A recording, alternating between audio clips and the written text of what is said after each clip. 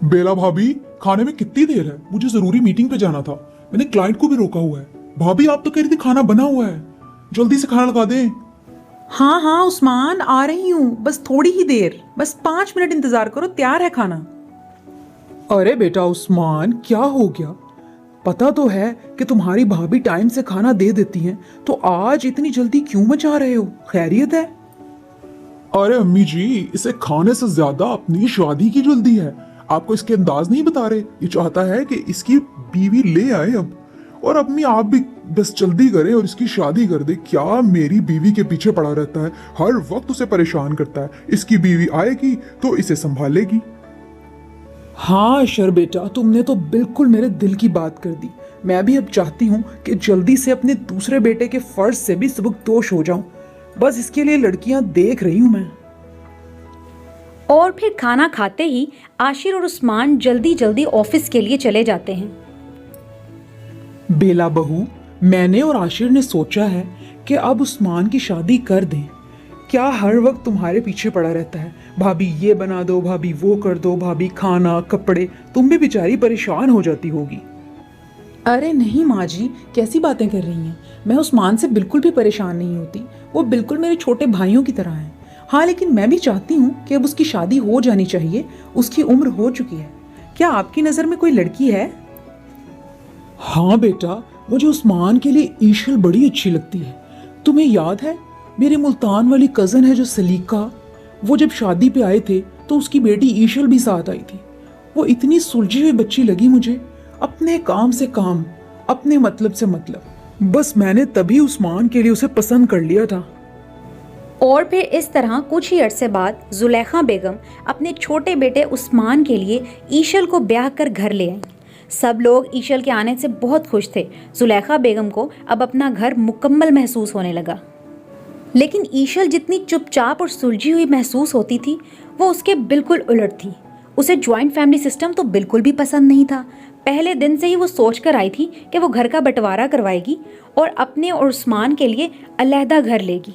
इसीलिए उसने पहले दिन से ही इस मिशन पर काम करना शुरू कर दिया। कुछ दिन बाद जुलेखा बेगम ने दोनों बहुओं के दरमियान काम बांट दिया। एक दिन खाना ईशल बनाती तो दूसरे दिन खाना बेला बनाती। इस तरह उनके सारे काम बांट दिए गए थे। इस तरह वो लोग अपना अपना काम करती।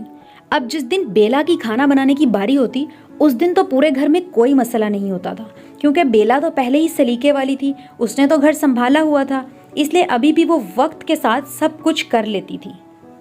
लेकिन जिस दिन खाना बनाने की बारी ईशल की होती, पूरा किचन गंद से भरा होता। टाइम से खाना भी ना बनता। सारा सारा दिन वो किचन में लगी रहती, लेकिन फिर भी ढंग से कुछ नहीं बना पाती थी। उसके खाने के इंतज़ार में सभी लोग बेचारे भूखे बैठे रहते। इसी वजह से आशिर और उस्मान को ऑफिस से देर भी होने लगी। वो सब लोग इस बात से परेशान होने लगे थे। और फिर एक दिन, ईशल बहू, बेटा ये क्या तरीका है? मैं काफी दिन से देख रही हूँ, जब बेला की बारी होती है तब तो सब कुछ अच्छे अच्छे से हो जाता है, लेकिन जिस दिन खाना बनाने की, काम करने की तुम्हारी बारी होती है, सब लोग परेशान होते हैं। आशिर और उस्मान को भूखे जाना पड़ता है, कभी ऑफिस से लेट हो जाते हैं, किचन का वो बुरा हाल होता है। बेटा, बेला के साथ मिलकर कुछ सीख लो ना। देखिए माँ जी, बात यह है कि मैंने कभी भी इतने सारे लोगों का खाना नहीं बनाया, ना ही इतने सारे लोगों को संभाला है। अब अचानक से जब मैं आपके घर आई हूँ तो मुझे इतने सारे लोगों का खाना बनाना पड़ता है, तो मेरे लिए बहुत मुश्किल हो जाता है। मैं ज्वाइंट फैमिली सिस्टम में नहीं रह सकती। आप मेहरबानी करके मुझे और उस्मान को अलहदा क्यों नहीं कर देती, ताकि मेरे लिए आसानी हो जाए। ना मैं मुश्किल में आऊँ, ना उस्मान आए, और ना ही आप सब लोग मेरी वजह से परेशान हो। इसलिए बराहे मेहरबानी पहली फुर्सत में ही हम लोगों को अलग कर दें। मुझे बहुत दिक्कत होती है इस तरह करने में। जुलेखा बेगम तो ईशल की बातें सुनकर दंग की दंग रह गई कि इस लड़की ने आते ही घर के बंटवारे का कह दिया। लेकिन आखिर वो क्या करती, घर तो बचाना ही था। उस्मान, तुम्हारी बीवी ईशल की ख्वाहिश है कि घर का बंटवारा कर दिया जाए। वो रहना नहीं चाहती यहाँ पर, क्योंकि उसके लिए ज्वाइंट फैमिली सिस्टम में ये खाना बनाना, संभालना, ये सब बहुत मुश्किल है। इसलिए तुम्हारी बीवी की ख्वाहिश के मुताबिक तुम्हें और ईशल को मैं ऊपर वाले पोर्शन में शिफ्ट कर रही हूँ, और बेला और उस्मान नीचे रहेंगे, और मैं बेला और उस्मान के साथ ही रहूँगी। ठीक है? अब तुम लोगों के दरमियान कोई लड़ाई, कोई मसला नहीं होना चाहिए, इसीलिए मैंने ये बंटवारे का फैसला किया है। और फिर उसके बाद ईशल ऊपर वाले पोर्शन में रहने लगी और बेला नीचे वाले पोर्शन में रहने लगी। बेला को दुख तो था कि बंटवारा नहीं होना चाहिए था, लेकिन फिर भी उससे उसके रोजमर्रा के कामों और सुघड़पन में कोई बदलाव नहीं आया था। जबकि दूसरी तरफ ऊपर वाले पोर्शन में शिफ्ट होने के बावजूद भी ईशल हर वक्त थकी हारी और आराम करती रहती, सोई रहती।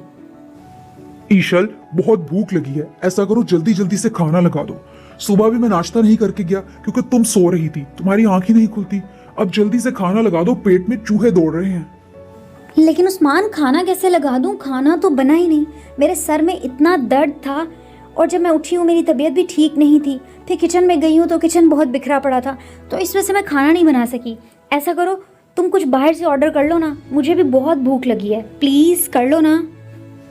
ईशल, जब बेला भाभी खाना बनाती थी कभी ऐसा नहीं हुआ कि मुझे भूखे पेट जाना पड़े या फिर मुझे बाहर से ऑर्डर करके खाना पड़े। मैं बाहर वाला खाना नहीं खा सकता, लेकिन अब मैं बाहर जाकर ही खाना खाऊंगा। तुम्हारा जो दिल करे घर में बनाकर खाओ, मैं जा रहा हूँ।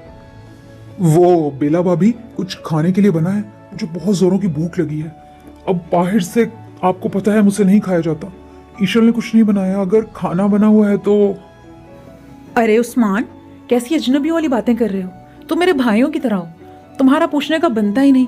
खाना ना भी बना होता तो मैं अपने भाई को खाना बना कर देती।